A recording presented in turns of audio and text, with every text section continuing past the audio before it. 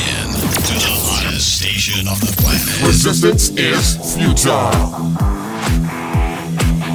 The revolution has begun.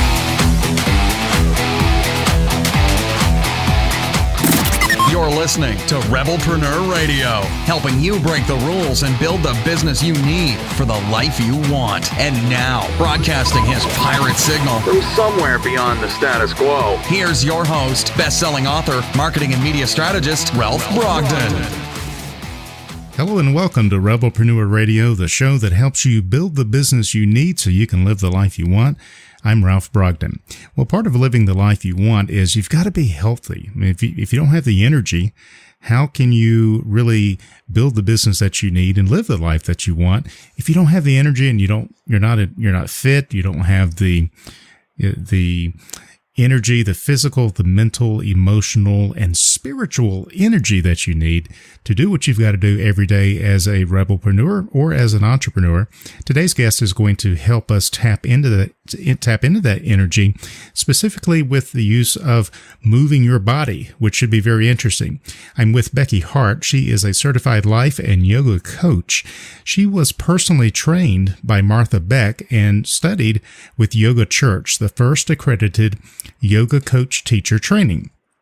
Her education is in psychology, and she is a proud member of American Mensa, so she's very smart. We should probably all listen to what she has to say, and I hope that you will. Becky Hart, welcome to Rebelpreneur Radio.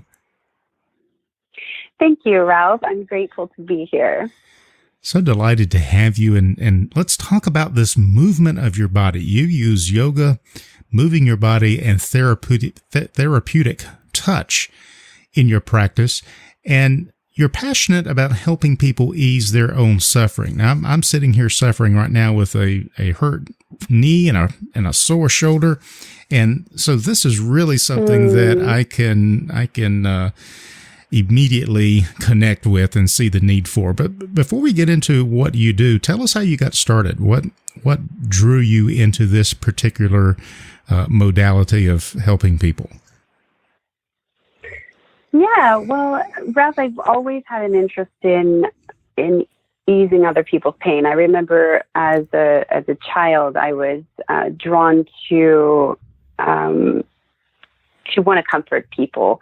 I was a peer counselor in my high school, and in college, I was that person whom friends came to bring their problems.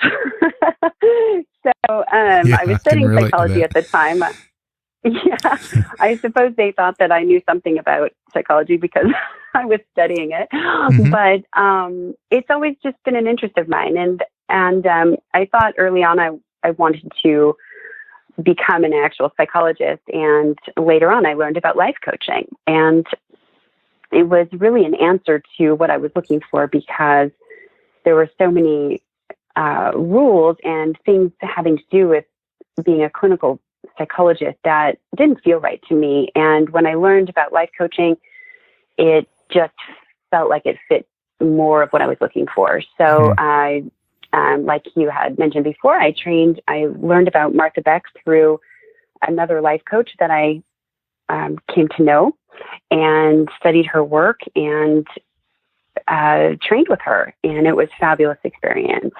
And since then, I became a yoga teacher and combined those life coaching skills with the practice of yoga.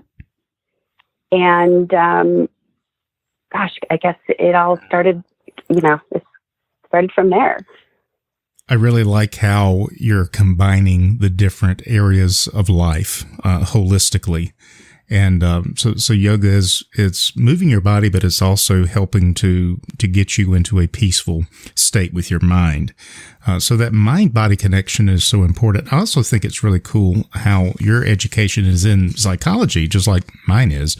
And I also was attracted to life coaching and became a certified life coach, and thought that, maybe I would be a psychologist, but I discovered that I really didn't get motivated by working on problems. I like working on people who wanted to get better, who wanted to improve. So coaching seemed to make more sense than, trying to solve these big overwhelming problems.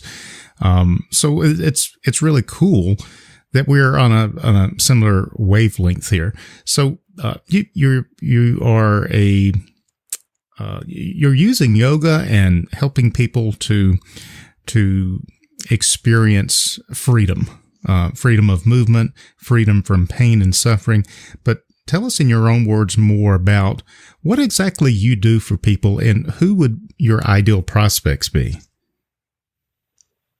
Yeah, well, and first of all, the purpose of using yoga and movement of the body, Ralph, it's a fascinating way to do coaching because it helps a person tap into the wisdom of the body. And this is something we often overlook or we never even think about because it isn't generally a part of our culture, especially here in the States.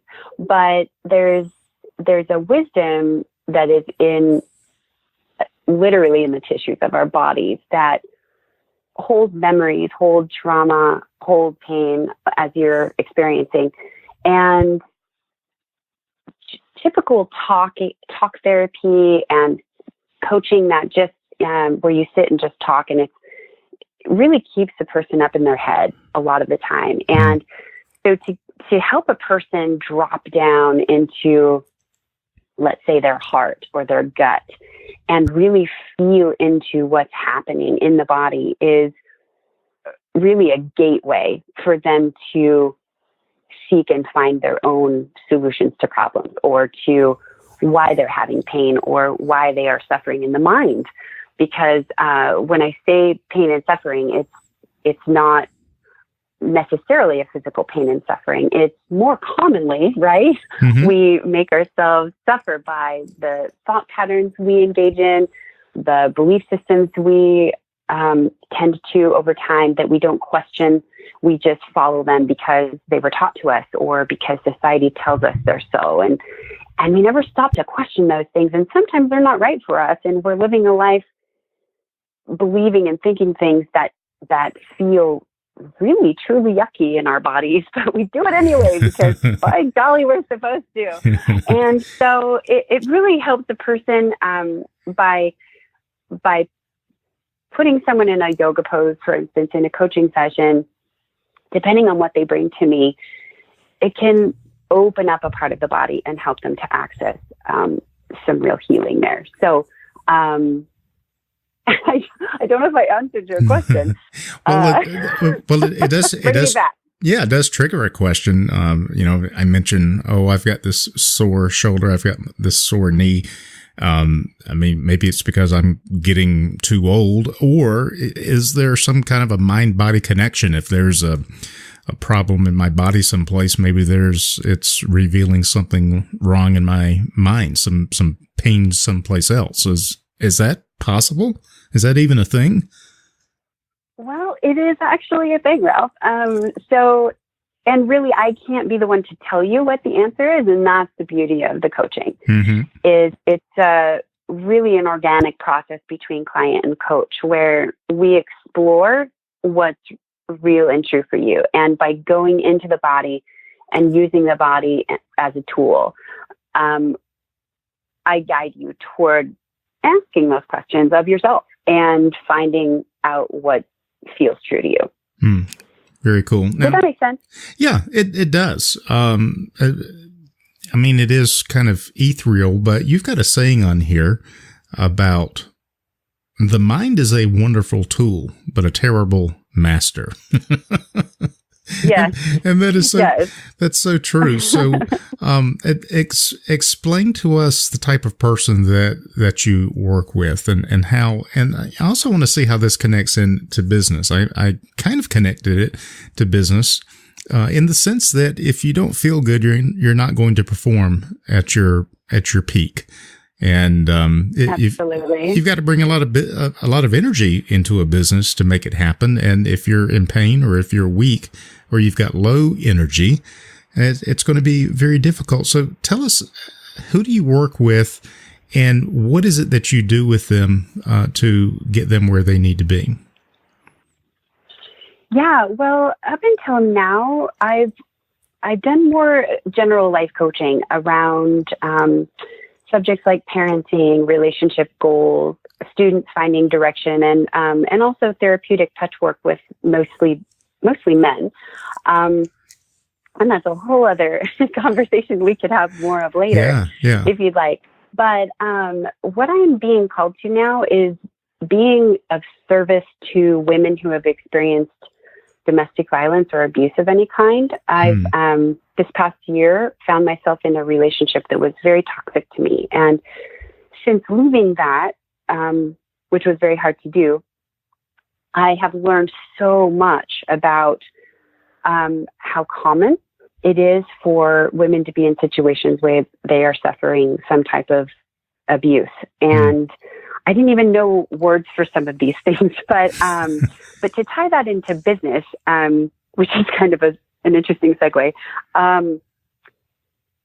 Of course, organizational behavior experts would probably say that anyone who's happier in their life is a better worker or a more productive employee, or is more successful in whatever they're seeking to do in their work. So if we have trouble at home, for instance, or we have trouble in relationships at work even, or if we've got children with disabilities, or we have trauma from our family of origin, we're carrying all that with us every day when we go to our jobs. And for one, it can make us less productive, but two, it also can just make life feel like a drag, like we're just going through motions. We tend to numb out. We use alcohol and drugs and shopping and gambling and sex and whatever else we can do to just get this momentary sense of pleasure of some kind, right? But life in general is a drudgery if you're holding on to a lot of pain and trauma. So as I mentioned, I'd like to be of service more to that community of women who have suffered some sort of trauma. I noticed that men tend to seek me out for this as well, which I'm finding fascinating. And to be honest, I'm in the formative stages right now of reimagining my practice and where I want to take it and who I want to work with. But I'm really feeling into working with those people who struggle with residual trauma on a daily basis, and it gets in the way of everything that they're doing. Yeah, it's definitely a life controlling problem, abuse, and it's interesting when you were talking about organizational psychology, organizational behavior. We think of an abusive relationship. We mostly are thinking about domestic relationships. But, depending on your work situation, you can have an abusive career, an abusive work situation, and an abusive environment if you're working for someone else, or you could be creating a business that really doesn't fit you, and that can become a form of abuse, as well as, and I've certainly experienced this, if you have clients that you are trying to serve, if your marketing attracts the wrong type of clients, your clients can be abusive to you. So you're getting beat up when you go to work. You're getting beat up when you come home, literally and figuratively. So what can someone do to begin to see some immediate improvement in this area, and maybe get a grip on recognizing that they're in this situation? What would be some tips that you could give them to start moving them in the right direction, if that's someone who's listening right now? Yeah, well, just listening to you talk about that, Ralph, how you going to work feeling marginalized and coming home and feeling the same way, or, having all these situations that you go from one to the other. Yeah. What a really great point. And what I have found is that being in situations like this, where we are being somehow, and I don't want to just throw around the term abuse, but marginalized keeps coming to my mind. But it becomes a way, kind of a common way of being. And what I mean by that is when we have incidences like this, or we feel disempowered in our lives, in our work, in our home life, in our relationships, in our families, then it becomes like a disease, and it permeates everything we do and everyone we interact with, because it's internal for us. Yeah, it's very toxic, isn't it? Right? Yeah. So we really, from that place of feeling disempowered, we don't know what to do with them ourselves. And many times, and I think that this is part of the cycle of abuse, how we tend to go from one relationship to another relationship to another, that we are in the same situation, different people, right? That it becomes a mindset and also a self-fulfilling prophecy that we have a vision of who we are and an idea of what we deserve. And we don't seek to go outside of that. And we don't, there's a lot of fear involved, and with good reason many times, but there's fear of not being able to be on your own, not being able to speak up, not having a voice. And that's a very common thing in the workplace, right? Especially for women, I would say. But, yeah, I think that, wow, where did my train of thought go? It becomes a way of how we see ourselves. And there's a lot of shame. There's a lot of self-loathing. There is a lot of guilt wrapped up in all of that. And so it tends to keep us stuck, a person stuck in that kind of a life. Yeah.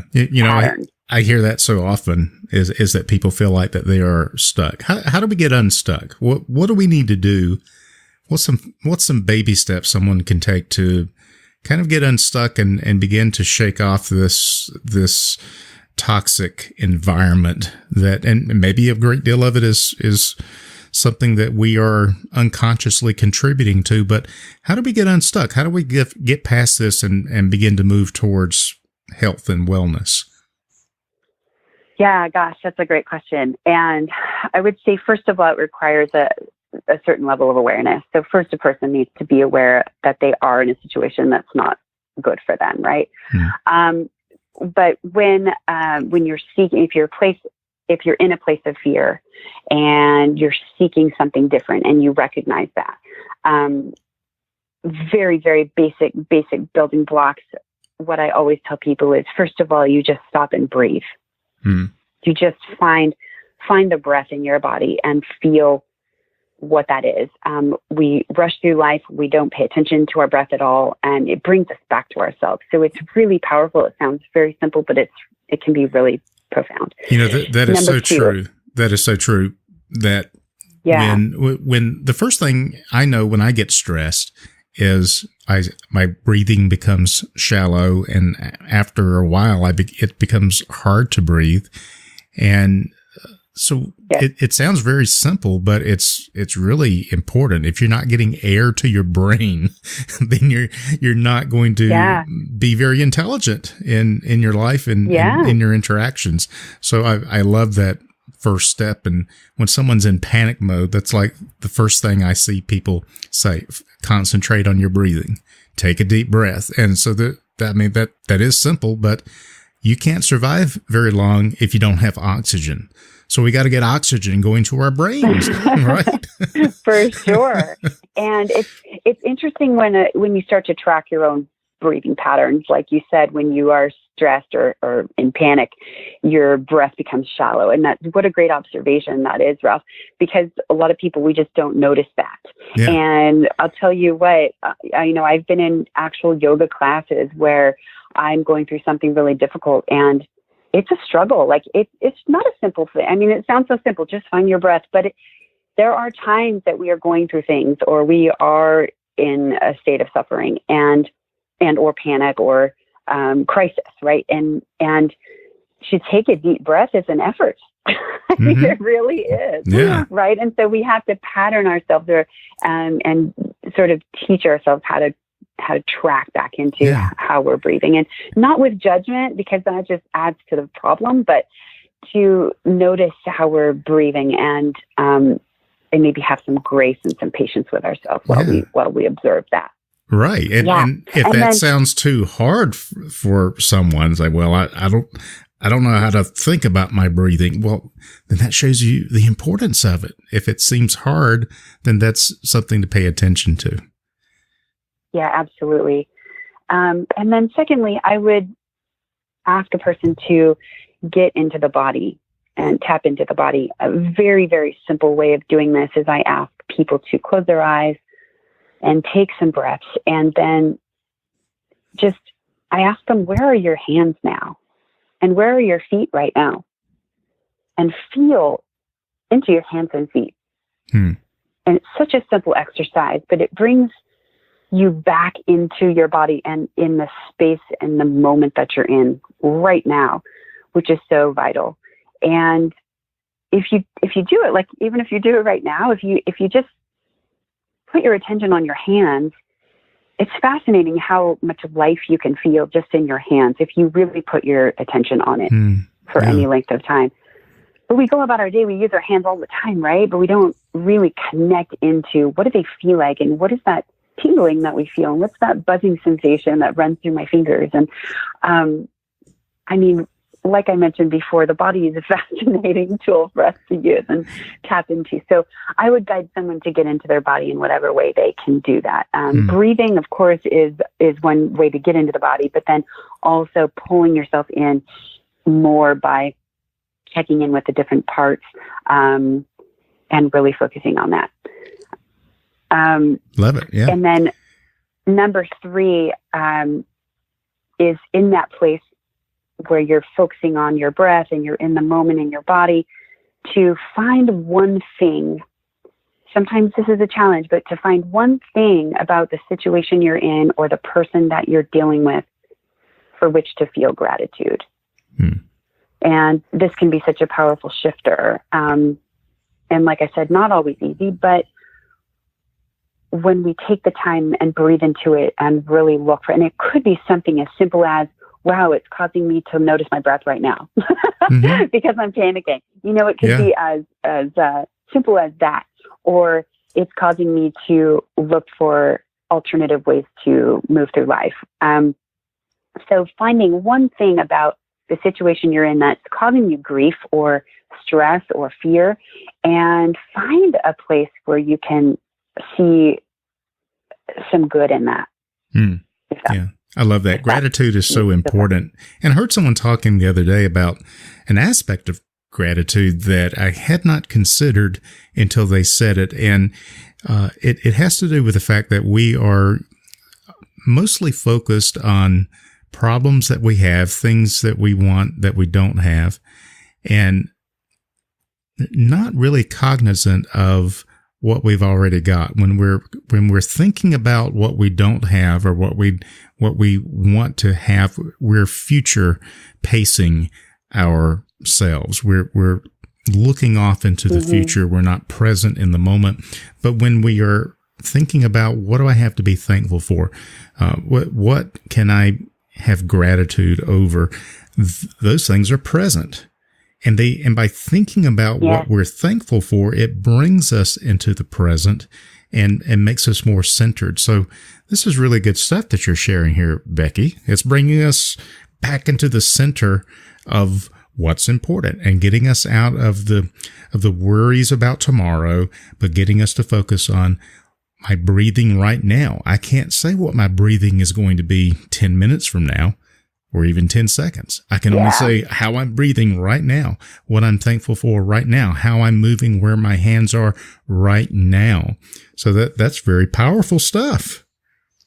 Yes, it really can be, especially in those times when you are struggling with something. Yeah. For sure. Yeah. I love it. So what are you working on right now, Becky, that's got you really excited? Well, as I said before, I'm eager to work with more women who've experienced domestic violence or abuse. And I just feel really drawn to working with them. I can't share much about my own experience due to an actual pending trial coming up. Yeah. So I'm not at liberty to talk about it. But I'm considering even writing a book. I can relate. I'm thinking about possibly a book coming, but I'll have to get back to you on that.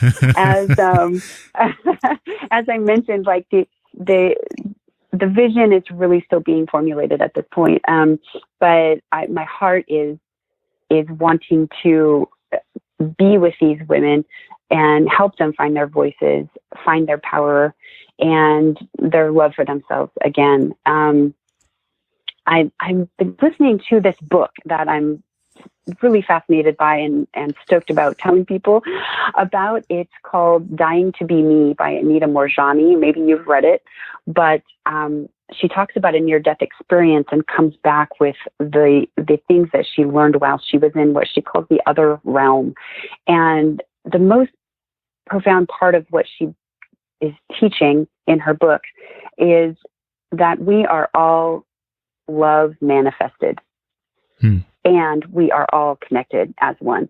So that means if I hurt you, I'm hurting myself. If you hurt me, you're hurting yourself. We are all connected in the highest, most powerful energy, which is love. And that has been driving me as of late while I've been listening to her story and really contemplating and meditating on what that means.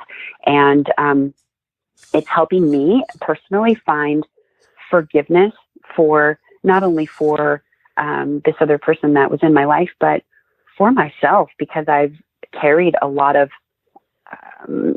self-criticism and judgment around how I could have allowed certain things, why I even found myself in that situation, right? And I think that that's a very common thread.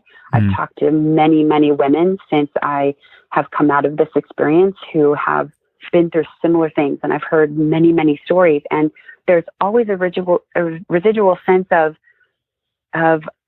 I was at fault, or I did something wrong, or I did this to myself, or I deserved that, or, why did I do this? And there's a lot of self-flagellation going on, and a lot of shame and guilt around it. So it's studying Anita Moorjani's message is helping me really come to this place of finding that center of love again, which is the ultimate place, right? And forgiving myself for what I've been through, forgiving myself for all of the judgment that I've turned inward, and which I feel is going to allow me to even be there more and in a more powerful way for other women who've experienced these things. Very good. Well, I can definitely see that you are following a path that has empathy for people that have been in a similar situation, and that is one way I think that we can make sense of our life is the things that we have gone through. It helps us to be able to relate to others and to help them, and to share that wisdom with them, and as you say, to help people ease their own suffering. So this has been very inspirational. Any final thoughts or a big idea? If you had a big idea that you could leave with our listeners, what would your big idea be? Well, so I jotted this down the other day, and I thought I would just share this. It's just a little Becky Hart quote for you. Life breaks you so that you can come face to face with your own humanity and to learn for what your soul yearns. I really believe that life gives us what we are ready for, what we were asking for, sometimes even when we don't realize we're asking for it. Yeah. And to find the lessons in that is really gold, and to really get to a place where it humbles you and brings you to a point where you are willing to see who you really are, to allow, to surrender to what is, and find the beauty in it, and find the joy in it, and really, really find ultimately who you are and why you're here. Can be really powerful. Very cool. Very cool. Well, your name suits you. I've been speaking with Becky Hart, and she does have a heart for helping people to ease their own suffering. Becky is a certified life and a yoga coach. She uses movement of the body, therapeutic touch in her practice, and you can find out more about her and about her different services that she offers at beckyhart.com.